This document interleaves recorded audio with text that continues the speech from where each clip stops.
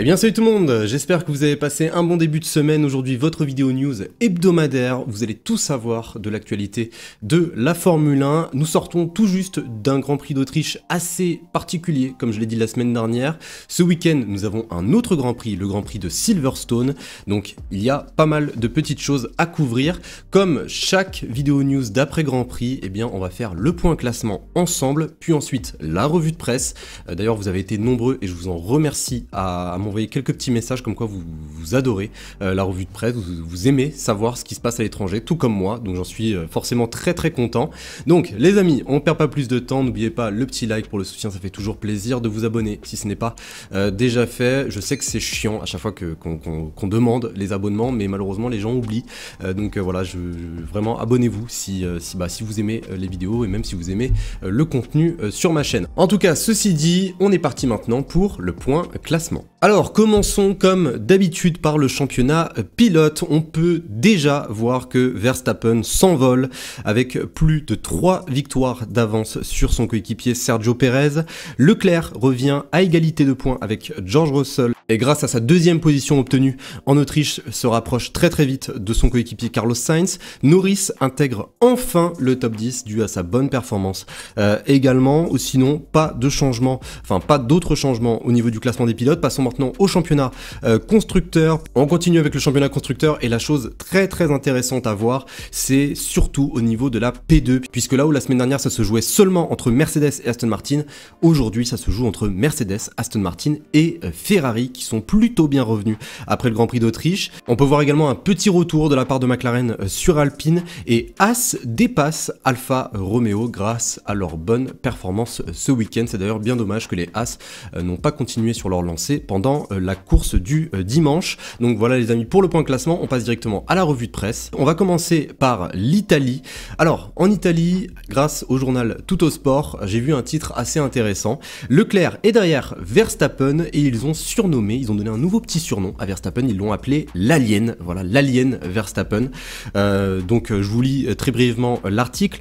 Enfin, une Ferrari qui revient sur le podium, Sainz arrive 6ème à l'arrivée après une pénalité, et oui, les évolutions fonctionnent sur la voiture, et selon Elkman, le président de Ferrari, ce fut la meilleure course de l'année pour la Scuderia. Toujours en Italie, on peut voir pratiquement le même article de la part de la Gazzetta dello Sport, mais cette fois-ci avec un autre surnom, Verstappen le cannibale, peut-être parce qu'il mange tout le monde. En tout cas, on peut bien constater que Charles Leclerc est vraiment mis en avant sur les deux unes des deux journaux italiens. Et pour terminer avec cette revue de presse, on va aller dans un pays qu'on n'a pas abordé, enfin qu'on n'a jamais abordé, on va aller aux Pays-Bas, puisque quand même Max Verstappen a fait un week-end incroyable du côté de l'Autriche, de pole position, de victoire, un meilleur tour en course pour bien terminer le week-end. Et bien le journal néerlandais ont tout simplement mis leur grand champion à la une, avec le fameux titre Max gagne tout.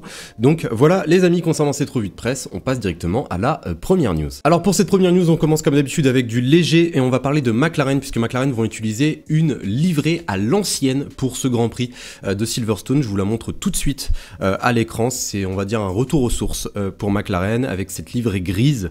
Alors, moi personnellement, bon, je sais pas ce que vous en pensez, dites-le moi dans les commentaires. Moi personnellement, j'avais beaucoup plus adoré la livrée de la triple couronne qu'avait McLaren lors du Grand Prix de Monaco. Bon, elle est quand même belle, mais je vais être quand même honnête, je m'attendais à mieux, voilà, mais j'attends vos avis. Donc on en a terminé déjà pour cette première petite news très rapide. Alors pour la deuxième news, on part maintenant du côté de la Hongrie, puisque au Grand Prix de Hongrie, on aura un nouveau format de qualification. Alors pour cette qualification en Hongrie, eh bien l'allocation déjà des pneumatiques passera de 13 à 11. On aura donc 3 sets de pneus durs, 4 sets de pneus médiums, 4 sets de pneus tendres. Et là où ça sera très intéressant, c'est surtout pendant la Q1, la Q2 et la Q3, puisque les pilotes auront l'obligation d'utiliser les durs en Q1, les médiums en Q2 et les tendres en Q3. Il faut également savoir que ce format devait déjà être testé du côté d'Imola. Malheureusement, le Grand Prix n'a pas pu se dérouler dû aux conditions météo. Donc il sera utilisé en Hongrie et il sera normalement utilisé à Monza. Donc voici tout ce que vous devez savoir sur ce nouveau format de qualification.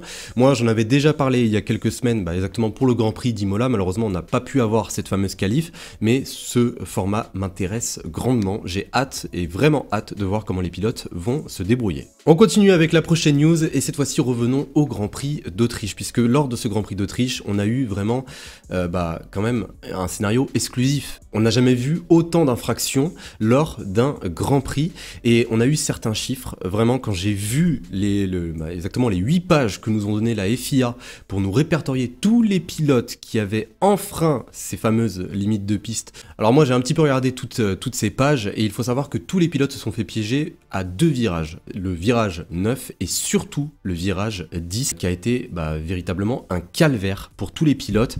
Donc, je vous donne certains chiffres. Il y a eu 83 infractions avérées, 8 pilotes ont été pénalisés, il y a eu 1200 cas de dépassement des limites de piste. C'est un record, en fait, c'est vraiment un record. Et petite info également concernant Esteban Ocon s'est fait démolir par les commissaires de course. Il a reçu pas moins de 10 track limits lors du Grand Prix d'Autriche.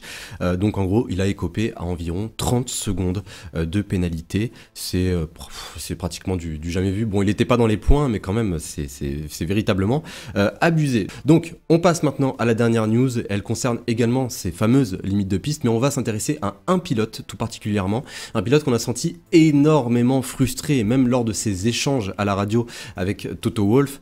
Honnêtement, bon, sa frustration était vraiment, je pense, légitime, mais Toto Wolff lui a répété plusieurs fois, écoute, on sait que la voiture est nulle, mais conduis-la. Je parle bien sûr de Lewis Hamilton. Alors Lewis Hamilton a voulu revenir sur son week-end, il a voulu revenir sur cette baisse de performance de la part de Mercedes. C'est vrai que lui était sur 2 podiums d'affilée, un en Espagne puis un au Canada, arrivé en Autriche. Là, il ne peut pas aller chercher mieux que la 8e, 7e, 6e position. Donc ça devient vraiment problématique. Pourquoi est-ce qu'il y a eu cette baisse de performance? Eh bien, je vais tout de suite vous citer les propos du septuple champion du monde. Je ne m'attendais pas à ce que l'on soit aussi mauvais aujourd'hui. Je n'ai vraiment pas de réponse à ça, c'est surprenant. Mais les sensations dans la voiture étaient très similaires à celles que j'avais l'an dernier. Donc ce n'est pas la plus grande surprise sur ce point. La voiture était vraiment différente par rapport aux 2 derniers Grands Prix où elle était bien meilleure qu'aujourd'hui. On savait que notre train arrière était très mauvais ici, donc on a enlevé beaucoup d'ailerons à l'avant pour essayer de garder l'équilibre sur les longs relais. On en a fait beaucoup trop et je bloquais quasiment de partout dans les 2 derniers virages. En entrant dans le virage 10, je glissais et je ne pouvais rien faire. On a donc ajouté beaucoup d'ailerons à l'avant lors des arrêts au stand et la voiture a commencé à revenir doucement pour être capable de rester sur la piste. Et ensuite, Lewis Hamilton a voulu terminer sur ces fameuses limites de piste. Je pense qu'ils doivent trouver une nouvelle solution pour ce circuit. Il y a des années, quand il n'y avait pas ce problème de limite de piste, ce circuit était beaucoup plus plaisant. C'est étrange de piloter et de devoir commenter ce que fait la voiture devant, car c'est ce que l'équipe attend de nous. Mais ce n'est ni du sport automobile, ni de la course. Lando Norris sortait énormément, c'était fou. Dès qu'il m'a doublé, il est sorti au moins 10 fois, tout comme Perez. Donc on en a terminé pour les propos de Lewis Hamilton. Maintenant, on va passer à la fameuse question de cette vidéo. Là, on oublie un petit peu les limites de piste et on se concentre vraiment sur la performance en elle-même. Est-ce que vous pensez que Mercedes va revenir lors de ce Grand Prix de Silverstone? Je rappelle que le Grand Prix de Silverstone compte énormément pour Mercedes, c'est quand même 2 pilotes britanniques, il va falloir s'attendre à un bon résultat. Donc est-ce que vous pensez qu'ils peuvent aller chercher le podium et pourquoi pas peut-être plus?